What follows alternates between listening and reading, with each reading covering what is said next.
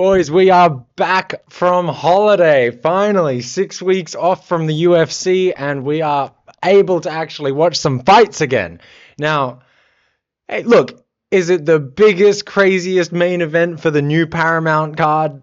No, but this is going to be a fun card. Honestly, I was going through the fights. I got all my research here, and let's start breaking it down. So, first fight, Adam Fugitt versus Ty Miller. We're just going Ty Miller here, man. He's an undefeated prospect. He's fairly new to the UFC. He's completely new to the UFC. But I just see Adam Fugitt being like a 50-50 fighter pretty much, and a good debut for Ty Miller. Moving on to Ricky Turcios versus Cameron Smotherman. So Turcios actually won the Ultimate Fighter, but has had a pretty bad run in the UFC since starting. And Cameron Smotherman also hasn't got like the best record in the world, but he has a lot more KO potential. And when you look at their stats, like, it's probably going to be mostly a stand-up fight. So even though it's bantamweight, I see Cameron Smotherman getting this one done by KO or TKO, or just doing enough damage that he ends up getting the decision. Moving on to Josh Hokit versus Denzel Freeman. I mean, these two heavyweights both have very good records. Josh Hokit has that Uncle Chael aura, though. I don't know if you remember from his last fight, but he had the American bandana on, and he basically completely ripped a Chael Sonnen post-fight interview speech. And, you know, that's aura. He's going to take that. And he also has better stats, like the amount of shots that he delivers versus takes back going to be a lot better. And at heavyweight, you just can't get hit that much. Both of them on win streaks. Obviously, Josh Hokit's undefeated. Denzel Freeman, he's only had one loss, but I see this being a KO win for Josh Hokit.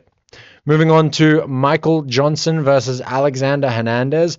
These guys, it's actually very interesting if you look at their record. They're both doing really well at the moment. Like, Michael Johnson's on a 3-fight win streak. Alexander Hernandez is on a 4-fight win streak. But they both went through a period where they were just losing more than they win.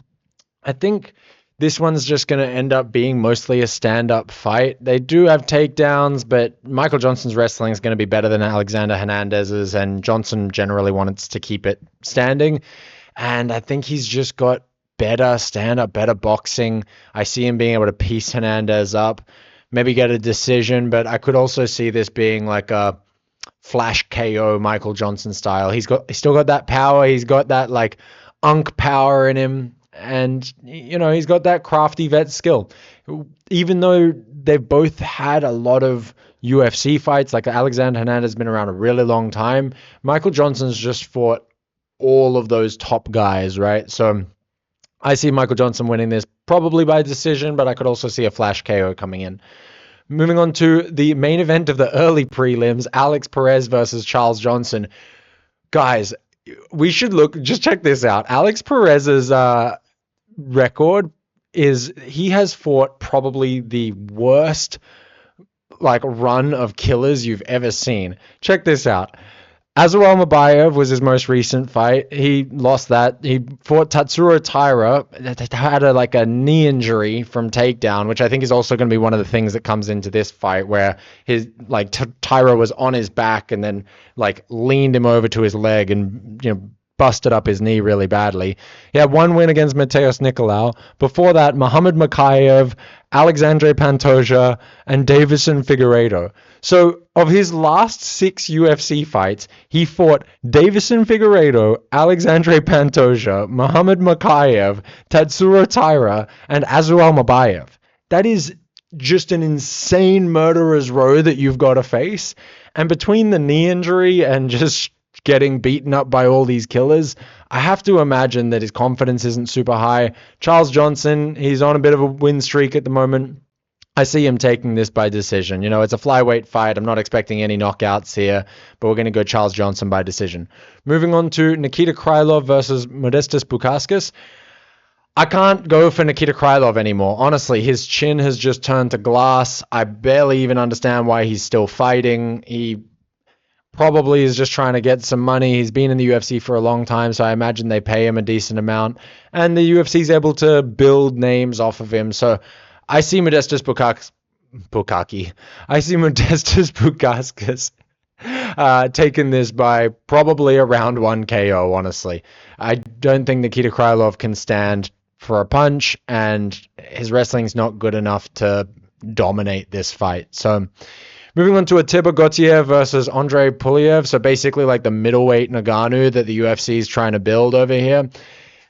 We're going to have to give it to this guy. I mean, even if he wasn't just like a marketing potential for the UFC, he really has just crazy strength, like insane strength. If you go listen to Joe Rogan, you'll hear him glaze about him forever, but he really does have the ability to just throw these guys down, knock them out really easily. Andrey Pulyaev is definitely a step up in competition, but I see this being just like a domination. Gautier's got that like confidence as well that he can come in there and just blast through a guy. And it's pretty hard to beat someone when they're still in that phase. Think about like Paulo Costa prior to, getting humbled by Israel Adesanya, right? Just that eraser mentality that he had was pretty unstoppable. And I see that being the same with Ateba Gautier, but like actually having the power to knock guys out. Paulo Costa, for whatever reason, even though he looked like he could just knock guys out and he would, break guys with the pressure, he didn't have the type of snap on his punches that Gautier has. So anyway, moving on to the prelims of the main event of the prelims, which, by the way, the fact that this fight is not a main card fight, especially after the Amanda Nunes, Kayla Harrison fight pulled out, is just mind-blowing to me. I mean, this could headline a fight night any day. I have to go with Umar Nurmagomedov here, man. Like, he can obviously choose where the fight is going. Obviously, Deiveson Figueiredo has like a BJJ black belt, but he also had his knee destroyed by Corey Sandhagen in that 50-50 position that they were in their fight.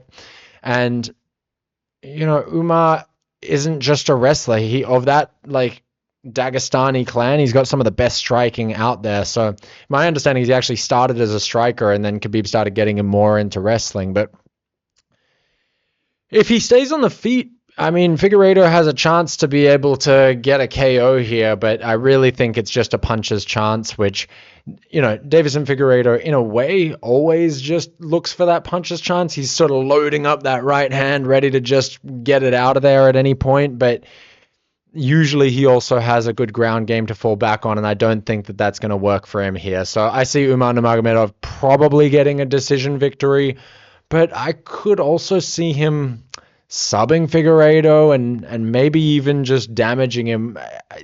I think that Nurmagomedov could win this like in any way that he really wants. I don't see Figueiredo winning this unless somehow he just lands a right hand out of nowhere that literally knocks Nurmagomedov out clean. Because I think even if Figueiredo was to like drop Nurmagomedov, he just goes for that wrestling. He's going to hold him down. He's going to clear his head over that round. And then, he's just not going to let it happen again, right? So Nurmagomedov probably wins this. And then I imagine after that, he's going to try and call out Peter Yan. But good luck getting that fight over Sean O'Malley or Merab. If Umar does win, I think the best thing that he could do for himself is to call out Sean O'Malley, especially seeing as they're on the same card, because that'll make sure that they have that fight instead of Sean leapfrogging Merab and getting the Yan title shot undeservedly.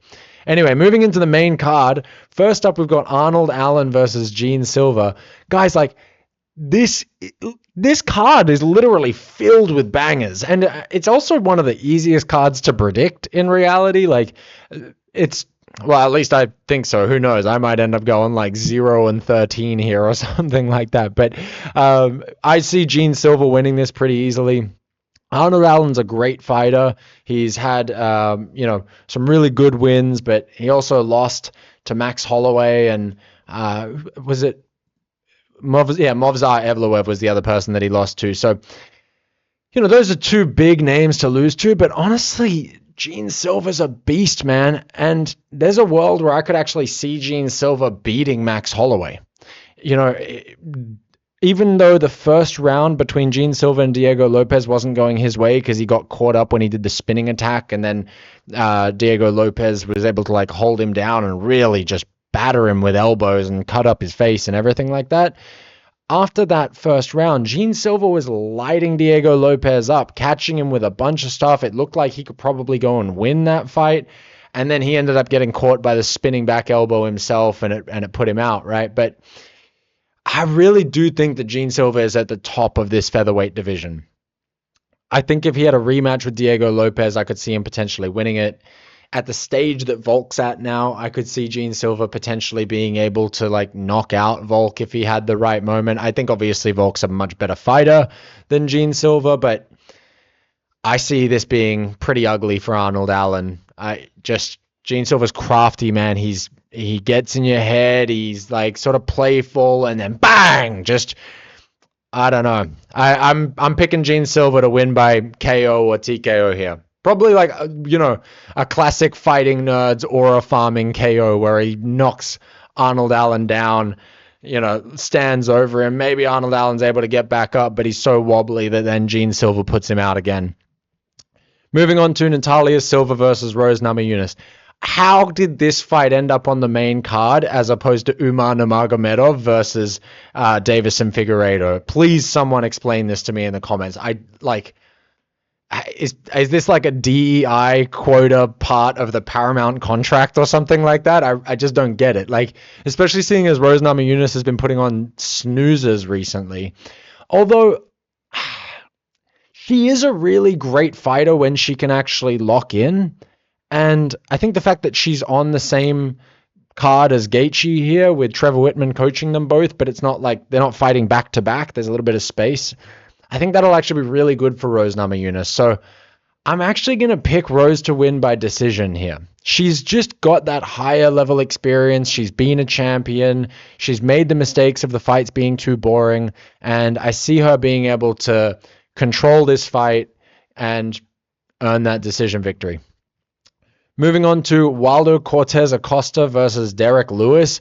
The swanging and banging, man, this is going to be a fun fight. Waldo Cortes Acosta's been like aura farming as often as he possibly can recently, where, he's wearing the eye patch. He's making fun of Tom Aspinall, especially after Tom Aspinall's training partner like poked him in the eye, and then he comes back and knocks him out.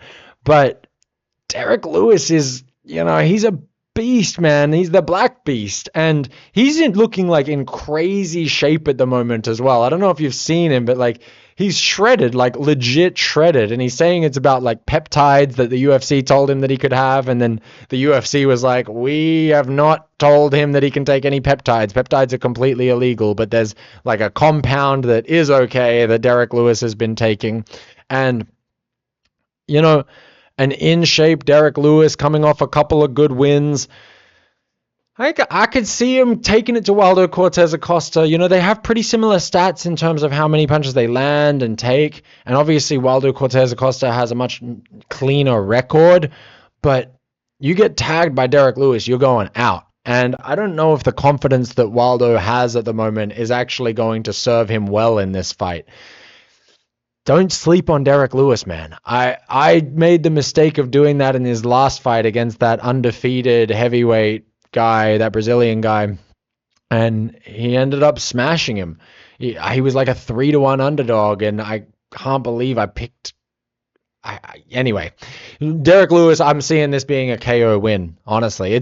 It's sort of sad because I think that if Waldo Cortes Acosta could just like keep winning and keep aura farming with the eye patch, he'll get himself into a title shot soon. And it's just like, even though I feel bad for Tom Aspinall, I do think that it's funny watching someone just mock him every chance that he gets. But I don't see him beating a guy like Derrick Lewis. I see Derrick taking this probably either a first round KO or like, really hurts Waldo at the late first round and then ends up getting it done in the second round. That's the way I see this happening. Moving on to Sean O'Malley versus Song Yachingalinga Ding Dong.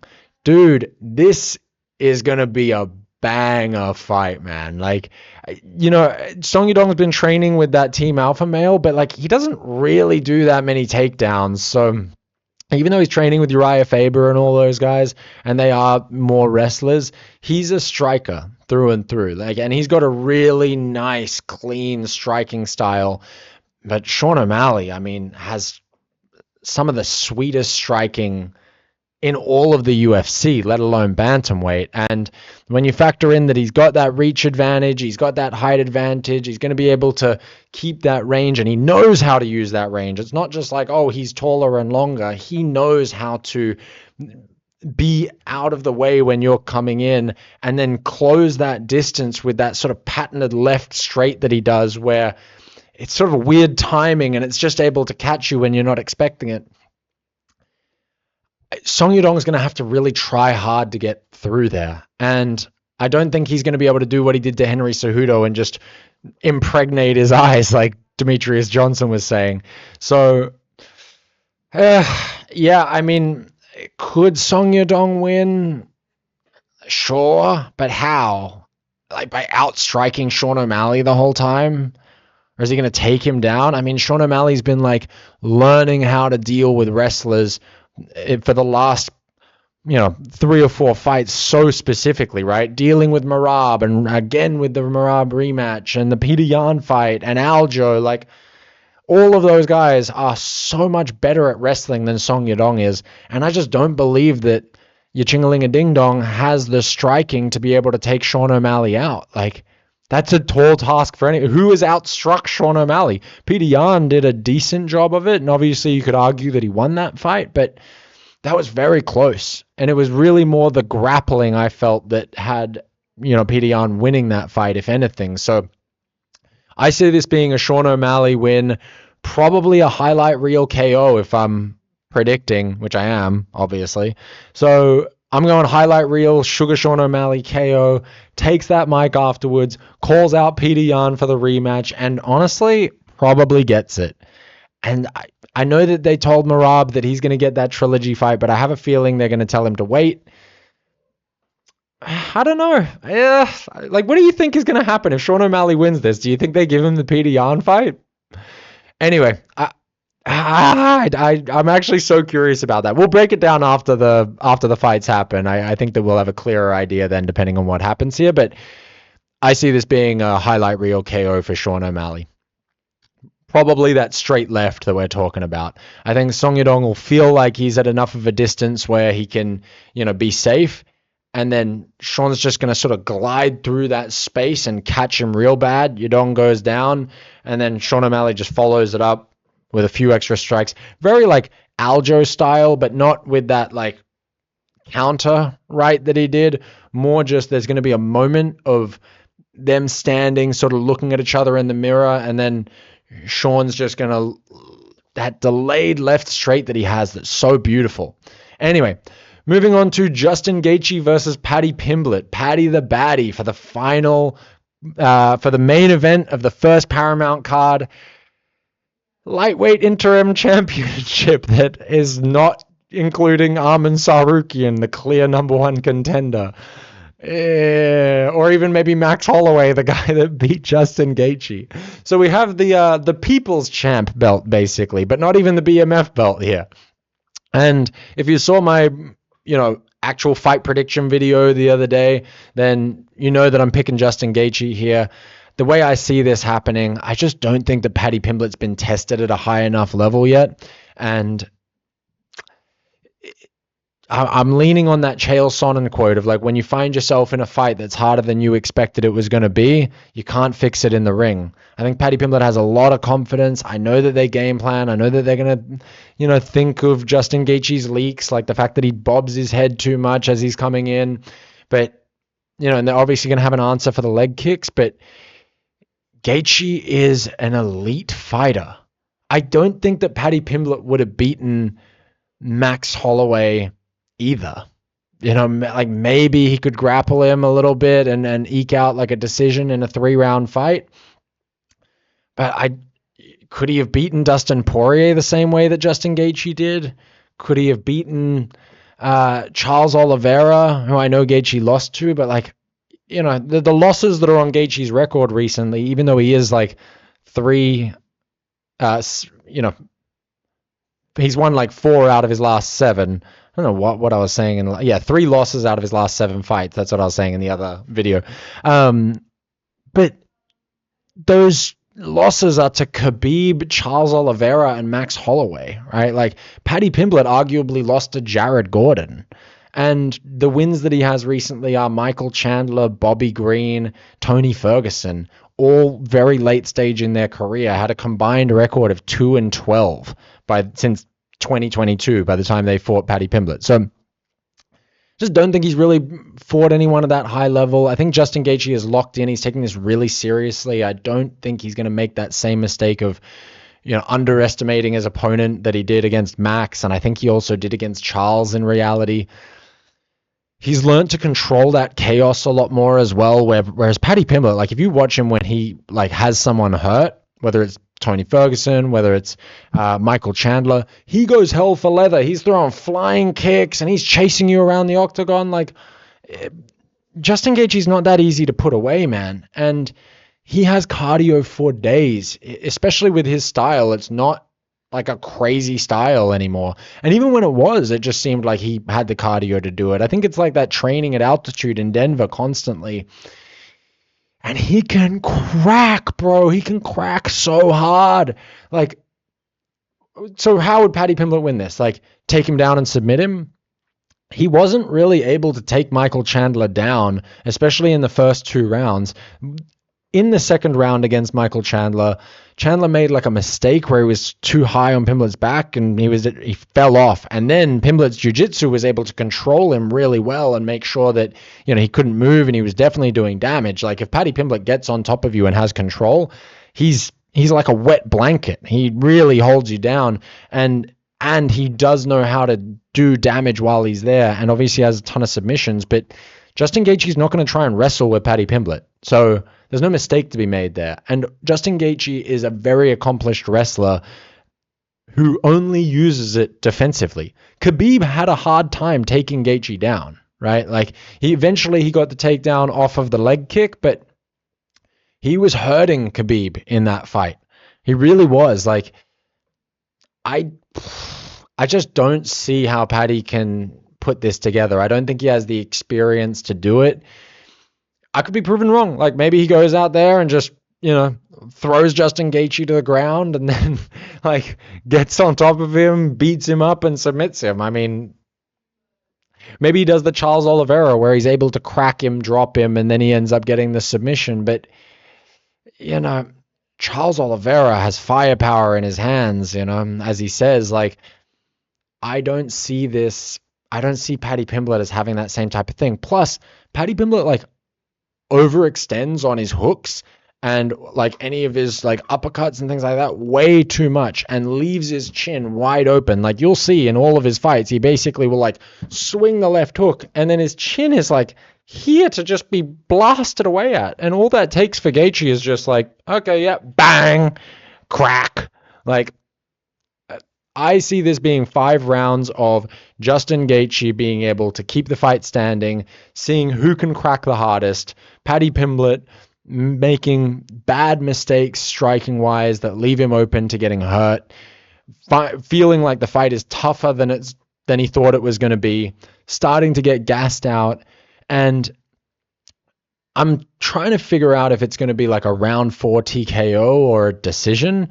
The thing that I just keep having this round 4 TKO in my mind where Paddy Pimblett just breaks eventually and Justin Gaethje's just still there, like pretty much full power, doing what he did to Tony Ferguson, where he's just bang, popping away at you and you don't really know what's going on and you have no way to get past it or take him down, and you start trying to shoot and it's, desperate shots, and that's making you lose your confidence.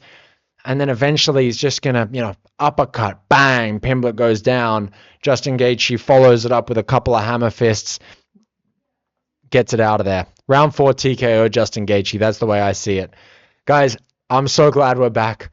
6 weeks without any UFC has been crazy. I've been making videos about Alex Pereira and Tracy Cortes, for God's sakes. Like, please, we need some fights again. I need some violence in my life. I hope that you guys are excited to get this Paramount era underway. I think we're in for a lot of fun cards at the start of this. I'm curious as well what you think about like what John Anik was saying about like reducing the amount of fights down to 10. So now you have like 5 prelims, 5 main card fights, and that should just be the way they do it. I could see it. I think that the cards would be a lot more fun that way. Like they could stack them with better fights rather than some of these just like unknown fights that happen where no one really cares about it other than the absolute hardcore diehard fans. You know, one of the things that really turned me off the UFC like 10 years ago was when they went from just like having pay-per-views, and then the occasional fight night to like UFC on Fox, UFC on FX, UFC on this thing and that thing. And they were like fight nights all the time, plus the occasional pay-per-view, and it really watered down the pay-per-view cards. So I feel like that could actually be a way to get things now that, you know, obviously the UFC's built their roster a lot since then, which is why even the fight nights are generally able to be pretty exciting. Although last year we did have some stinkers. What was that, like Macy Barber versus who gives a fuck? Anyway, I'm rambling. This has been fun. I hope you guys are excited for an awesome start to the year. Even though we're not watching a real championship fight, we're watching the People's Champ here. Justin Gaethje versus Paddy Pimblett. Gaethje's taking it by 4th round TKO. See ya.